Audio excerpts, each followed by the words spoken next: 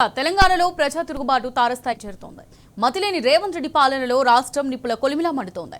దశాబ్దం తర్వాత రాష్ట్రంలో మళ్లీ ఉద్యమ కాలం నాటి అశాంతి కనిపిస్తోంది. ఎవరిని కదిలించినా ప్రభుత్వంపై అసహనం కట్టలు తెంచుకుంటోంది. నిరుద్యోగులైతే రేవంత్ సర్కార్ పేరెత్తితే బగ్గుమంటున్నారు. తిరుగుబాటుకు తాజా నిదర్శనమే నిరుద్యోగుల ఆందోళన. అధికారం కోసం అలివికాని హామీలిచ్చిన రేవంత్ రెడ్డి మోసంపై నిరుద్యోగ సమాజం మరలబడుతోంది. కాంగ్రెస్ సర్కారు వీపు విమానం మోత మోగిస్తామంటూ నినదిస్తోంది.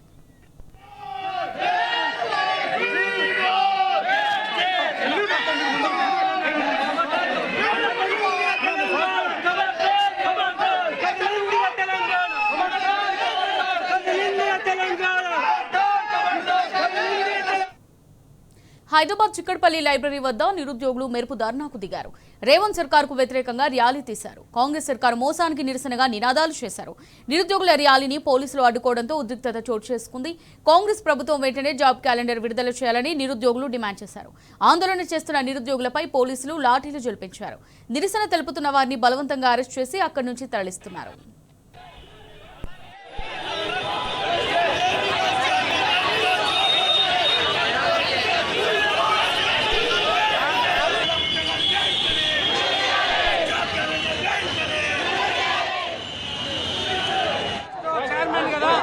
మీరు మేనిఫెస్టో తయారు చేసేటప్పుడు మీకు తెలియలేదా? మీరు ఖచ్చితంగా మేనిఫెస్టో తయారు చేసినప్పుడు ఉన్నారు కాబట్టి ప్రభుత్వ ఉద్యోగం ఉందనే విషయం తెలుసు కదా. బిస్వాల్ కమిటీ ఇచ్చినటువంటి రిపోర్ట్ ప్రకారంగా 1,91,000 ఉద్యోగ నోటిఫికేషన్లని మీరు ఖచ్చితంగా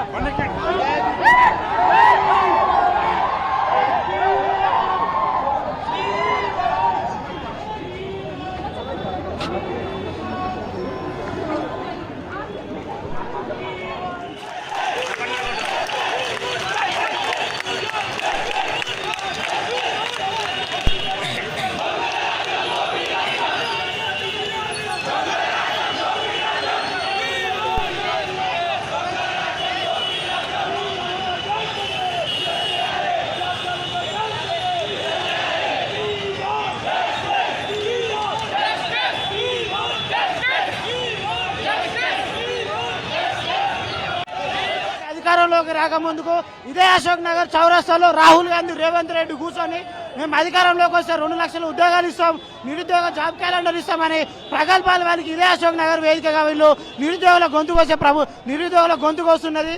మేము కేసీఆర్ ప్రభుత్వంలో ప్రభుత్వం వాళ్ళకి ఒకటి సర్టిఫికేట్లు ఇచ్చి ఎవరో పుట్టిన బిడ్డకు నేను తండ్రి లెక్క మేము 50,000 ఉద్యోగాలు ఇచ్చినాం, 50,000 ఉద్యోగాలు ఇచ్చినాం.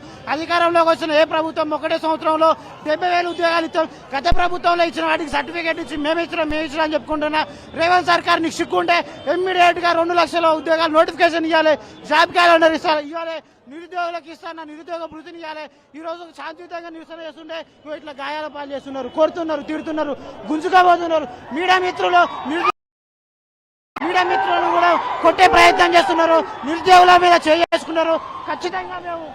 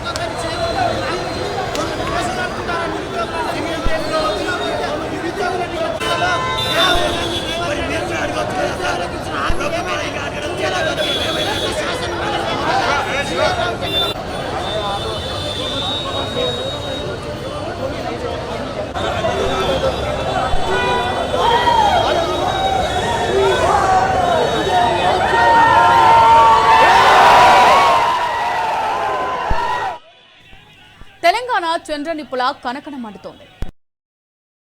రగిలిపోతున్నారు. అక్రమాల పాలనపై సలసలా మరిగిపోతున్న అగ్ని పర్వతాలు ఒక్కొక్కటిగా బద్దలవుతున్నాయి. 2 ఏళ్లలోనే ఈ స్థాయిలో ప్రజా వ్యతిరేకతను మూటగట్టుకున్న ఏకైక ప్రభుత్వం రేవంత్ సర్కారే. 24 నెలల్లోనే రేవంత్ పాలన అసలు రంగు ప్రజలకు అర్థమైపోయింది. పిల్లికి చెలగాటం, ఎలుకకు ప్రాణ సంకటం అన్నట్టుగా సర్కార్ చేసిన పాపం నిరుద్యోగులను నిండా ముంచేస్తోంది. రేవంత్ సర్కార్ చేతిలో మోసపోయి గోసపడుతున్న ఉద్యోగార్థులు జంగ్ సైరన్ మోగిస్తున్నారు.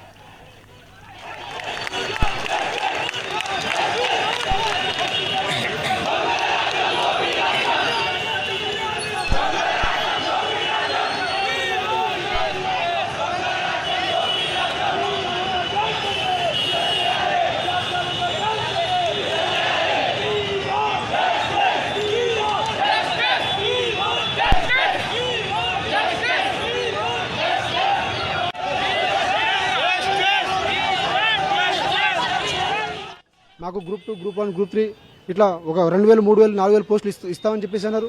గ్రూప్ 1 1:100 ప్రకారంగా దాని తర్వాత వాడు ఎమ్మెల్యే ఎలక్షన్స్ అయిపోయినాయి, ఎంపీ ఎలక్షన్స్ అయిపోయినాయి, ఎమ్మెల్సీ ఎలక్షన్స్ అయినాయి.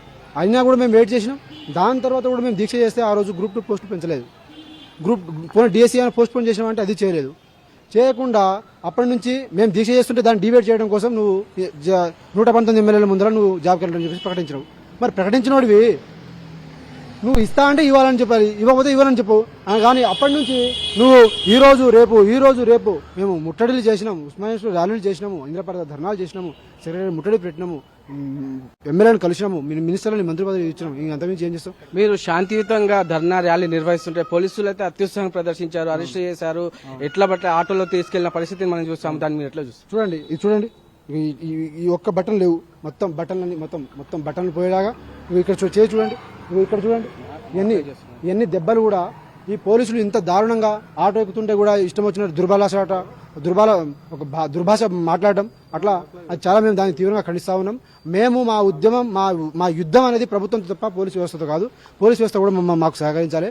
మేము ఏం చేసినాం? మేము రోడ్లు ఆపినామా, ఏమైనా వస్తే బండ్లు ఆపినామా, ఏమైనా ట్రాఫిక్ జామ్ క్రియేట్ చేసినామా? రోడ్డు పక్కన శాంతియుతంగా నేను ఒక ర్యాలీ చేసుకుంటూ వెళ్ళిపోతున్నాం. దానికి ఆపడానికి మీకు అంత భయం ఎందుకు? అంత భయం ఎందుకు ఈ ప్రభుత్వానికి? కాబట్టి కాంగ్రెస్ ప్రభుత్వాన్ని కూడా మేము రాజకీయ కోణంలో మీరు ఆలోచన చేసి ఇంతవరకు తీసుకొచ్చినారు.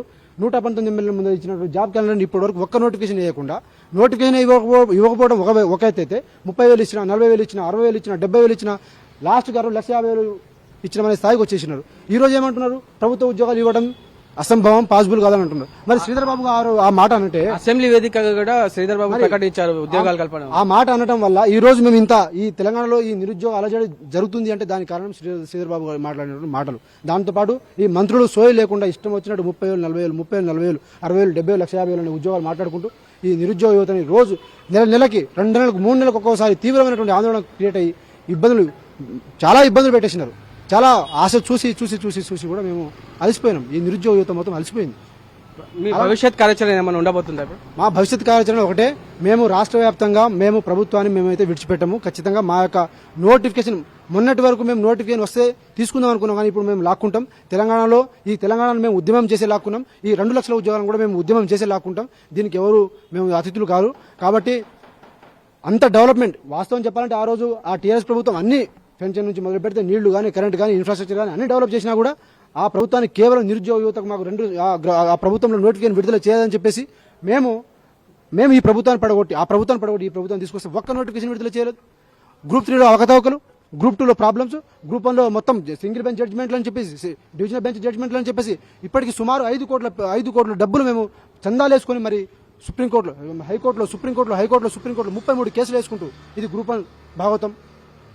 డివిజన్ సింగిల్ బెంచ్ 222, 225 పేజీల లేఖలు కూడా క్లియర్గా చెప్పింది. అయినా కూడా దాన్ని పట్టించుకోకుండా డివిజనల్ బెంచ్ పోవడం. మళ్ళీ రేపు ఒక 5 రోజుల ముందర జడ్జిమెంట్ వస్తే ఆ రోజు ఎవరు కొత్తగా జడ్జిమెంట్ హైకోర్టు జడ్జి వస్తే పోయి కలిసి రావడం, ఎవరు కొత్తగా జడ్జి మారినప్పుడల్లా పోయి మాట్లాడటం, జడ్జిమెంట్ ముందర మళ్ళీ పోయి ఆ జడ్జితో మాట్లాడటం. ఎవరైనా ముఖ్యమంత్రి స్థాయి వ్యక్తి ఎవరైనా హైకోర్టులను కలిసిన ఇప్పుడు చరిత్రలో ఇంత దుర్మార్గంగా ఈరోజు జీవో నెంబర్ 46ని వీళ్ళే రద్దు చేస్తున్నారు. ఎక్కడ ఇంత దుర్మార్గంగా ఇంత ఘోరంగా నిరుద్యోగులను అవమానపరుస్తూ వాళ్ళ ఆత్మగౌరవాన్ని దెబ్బతీస్తూ వాళ్ళు ఈ రోజు వస్తుందేమో రేపు వస్తుందేమో అని చెప్పేసి వెయిట్ చేసి ఎన్ని సంవత్సరాలు? 2 సంవత్సరాలు. ఇంతకుముందు ప్రభుత్వంలో 3 సంవత్సరాలు, 4 సంవత్సరాలు, ఇప్పుడు 2 సంవత్సరాలు ఉన్న ఏజ్ అయిపోయింది. ఇవన్నీ ఒక సైడు నువ్వు పెంచుకుంటూ మరి ఈ రోజు ప్రభుత్వానికి శ్రీధర్ బాబు గారికి ఈ రోజు సోయి వచ్చిందా? మరి గవర్నమెంట్ ఉద్యోగాలు ఇవ్వడం చేత కాదు, ఇంపాసిబుల్ అనుకున్నప్పుడు ఈ 2 సంవత్సరాలు ఎందుకు గడ్డి పీకనికి చెప్పినారా? జాబ్ క్యాలెండర్ గడ్డి పీకని చెప్పినారా?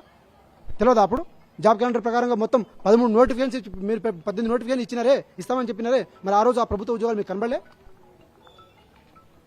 కాబట్టి తెలంగాణ నిరుద్యోగ జేఏసీ చైర్మన్గా దీన్ని నేను చాలా తీవ్రంగా ఖండిస్తున్నా. అందుకనే నిన్న దిల్సునగర్ మొత్తం అగ్గిపెట్టి వచ్చినాం, ఈరోజు ఈ అశోక్నగర్లో అగ్గిపెట్టినాం. ఈ ఉద్యమం అనేది కొనసాగుతుంది. దీన్ని ఎట్లా సాధించుకోవాలో కూడా మాకు తెలుసు. మేము శాంతియుతంగానే ఎట్లా సాధించుకోవాలో, ఈ శక్తిని ఎంత కూడగొట్టాలో ఈసారి అన్ని